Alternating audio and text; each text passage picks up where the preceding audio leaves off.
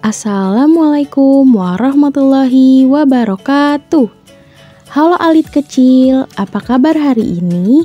Alhamdulillah, luar biasa, Allahu Akbar. Hari ini kita akan belajar tentang profesi.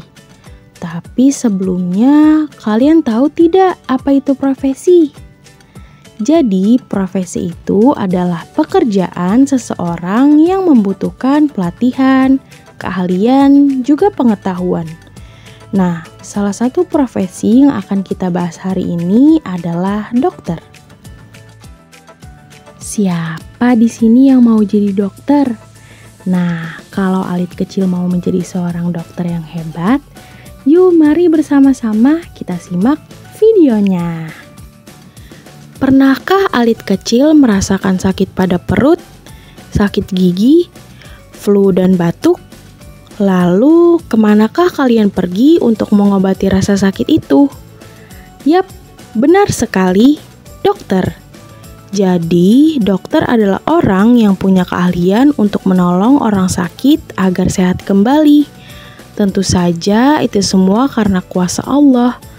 Allah lah yang membantu dokter untuk menyembuhkan pasien yang sakit. Dokter belajar tentang tubuh manusia supaya tahu cara merawat orang yang sakit dan menjaganya agar tetap sehat. Sebelumnya, kakak mau bertanya, siapakah yang menciptakan dokter? Benar sekali, Allah. Allah yang menciptakan dokter dan memberikan akal yang cerdas sehingga dokter bisa belajar mengenal tubuh manusia maupun hewan. Kuasa Allah sangat besar ya. Kalau tadi sudah tahu siapa dokter, sekarang yuk kita pelajari apa saja tugas yang dilakukan dokter setiap hari. Alit kecil, perlu kalian ketahui bahwa tugas dokter sangatlah mulia. Dokter menolong orang sakit supaya sembuh dan tetap sehat. Itu sebabnya pekerjaan dokter sangat mulia. Dokter mendengarkan keluhan pasien, memeriksa tubuh, lalu memberikan resep obat agar cepat pulih. Selain itu, dokter juga mengingatkan kita agar makan sehat, cuci tangan, dan berolahraga. Sebagai tanggung jawabnya, dokter harus bersikap sabar, tulus, ramah, dan jujur. Allahu Akbar, sangat mulia sekali ya ternyata menjadi seorang dokter. Berkat kuasa Allah memberi akal juga pengetahuan, seorang dokter bisa membantu dan menolong kita ketika sakit. Sungguh luar biasa sekali, Allah Maha Besar. Halo alit kecil, hari ini kita sudah masuk hari kedua. Setelah kita mengenal apa itu dokter dan juga tugasnya, yuk kita kenalan dengan macam-macam spesialis dokter dan di mana tempat bekerja para dokter. Let's go! Yang pertama, dokter umum. Dokter umum adalah dokter yang menolong orang yang sakit ringan. Misalnya demam, batuk, pilek, atau sakit perut. Tugas dokter umum adalah memeriksa orang sakit dan memberi obat supaya cepat sembuh. Tempat bekerja dokter umum biasanya di rumah sakit, puskesmas, atau klinik. Selanjutnya, dokter gigi. Dokter gigi merawat gigi dan mulut supaya tetap sehat dan bersih. Tugas dokter gigi yaitu membersihkan gigi, menambal gigi yang bolong, dan mengajari cara sikat gigi yang benar. Tempat bekerja dokter gigi biasanya di klinik gigi atau rumah sakit. Selanjutnya, dokter hewan. Dokter hewan merawat hewan yang sakit seperti hewan kucing, anjing, ayam, dan sapi. Tugas dokter hewan yaitu memberi obat, suntik vaksin, dan menolong hewan supaya sehat lagi. Tempat bekerja dokter hewan biasanya di klinik hewan, peternakan, atau kebun binatang. Selanjutnya, dokter mata. Dokter mata membantu orang yang matanya sakit atau susah melihat. Tugas dokter mata yaitu memeriksa mata dan memberi kacamata kalau perlu. Tempat bekerja dokter mata biasanya di rumah sakit atau klinik mata. Selanjutnya, dokter THT. Dokter THT merawat telinga, hidung, dan tenggorokan. Tugas dokter THT yaitu menolong orang yang susah mendengar, hidung tersumbat, atau sakit tenggorokan. Tempat bekerja dokter THT yaitu di rumah sakit atau di klinik THT. Dan yang terakhir, dokter bedah. Dokter bedah menolong orang yang bagian tubuhnya terluka parah dan harus dioperasi. Tugas dari dokter bedah yaitu melakukan operasi agar tubuh bisa sembuh kembali. Tempat bekerja dokter bedah biasanya di ruang operasi rumah sakit.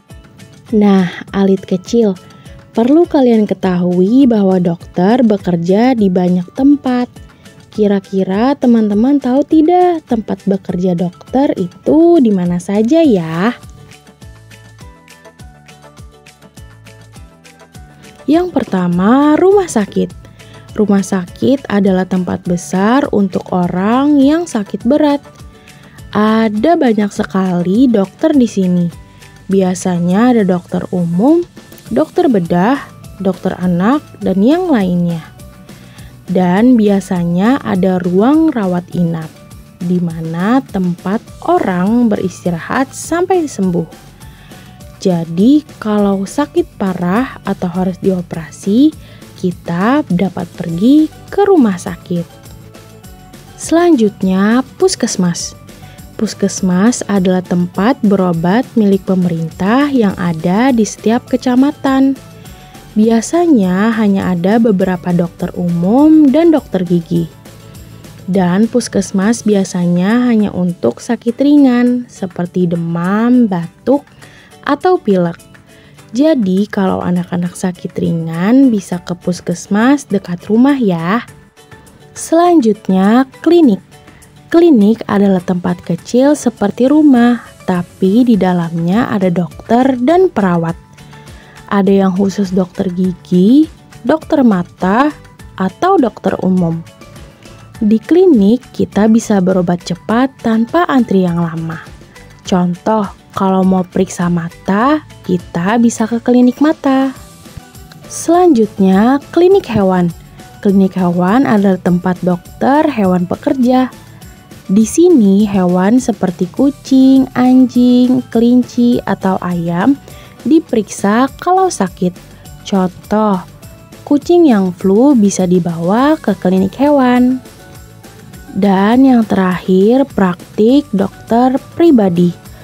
Praktik dokter pribadi ini berarti dokter yang bekerja di rumahnya sendiri. Dan biasanya cuma hanya ada satu dokter saja. Jadi pasien bisa datang langsung ke rumah dokternya untuk berobat. Halo alit kecil, hari ini kita sudah hari ketiga. Selanjutnya kita akan membahas ruangan-ruangan yang ada di rumah sakit beserta peralatannya. Ternyata di dalam rumah sakit ada banyak sekali ruangan yang berbeda-beda fungsinya loh. Ada yang tahu ruangan apa sajakah itu? Yang pertama, ruang periksa. Disinilah dokter memeriksa pasien yang sedang sakit. Di ruang periksa ini ada banyak sekali peralatan-peralatan untuk menangani pasien.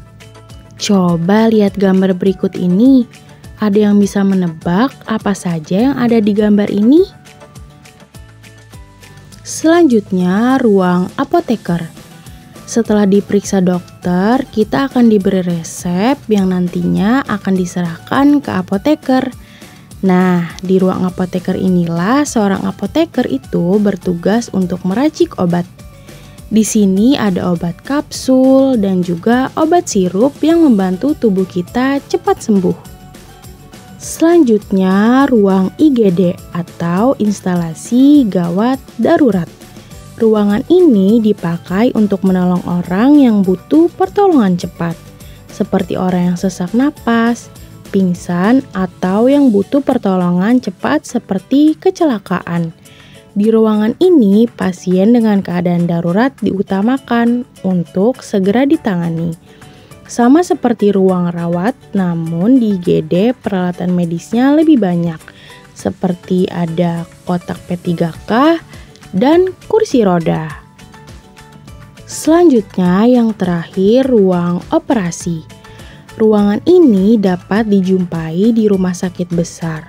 Di dalamnya ada banyak alat-alat penting, seperti tempat tidur operasi, alat bedah, dan infusan. Semua orang yang masuk ke ruangan operasi harus memakai pakaian khusus yang bersih agar tidak ada kuman yang masuk dan pasien tetap aman. Selain ruang dokter bekerja, ada juga ruangan lain yang membantu agar semua berjalan dengan tertib. Yang pertama, ruang pendaftaran. Di ruangan ini, pasien menulis atau menyebutkan nama dan keperluannya sebelum bertemu dengan dokter. Selanjutnya, ruang tunggu. Di sini, pasien dan keluarga duduk dengan sabar menunggu giliran diperiksa. Selanjutnya, musola. Musola adalah tempat untuk beribadah dan berdoa kepada Allah Subhanahu wa Ta'ala untuk kita selalu diberikan kesehatan. Selanjutnya, toilet. Toilet adalah tempat untuk menjaga kebersihan diri. Harus selalu bersih dan rapi ya teman-teman. Selanjutnya, tempat parkir. Tempat parkir di rumah sakit adalah area khusus untuk memarkir kendaraan seperti mobil, motor, ataupun ambulans. Dan yang terakhir, taman. Pasien yang sedang rawat inap bisa ke taman atau mencari udara segar untuk mengurangi stres dan peregangan ringan. Setelah kita belajar mengenai pengertian dokter, tugas dokter, macam-macam hingga tempat bekerja dokter, sekarang kita akan mempelajari hal-hal yang harus dilakukan bila ingin menjadi seorang dokter. Wah, siapa di sini yang besar nanti ingin menjadi seorang dokter? Nah, kalau ingin menjadi seorang dokter, ada hal-hal yang harus teman-teman lakukan. Yang pertama, rajin belajar. Rajin belajar membuat kita menguasai banyak ilmu tentang kesehatan dan tubuh manusia. Dan banyak belajar juga membuat kita menjadi pintar. Yang kedua, sabar dan ramah. Sabar dan ramah penting agar kita bisa menghadapi pasien dengan tenang dan membuat mereka merasa nyaman. Lalu yang ketiga, selalu menjaga kebersihan diri dan lingkungan.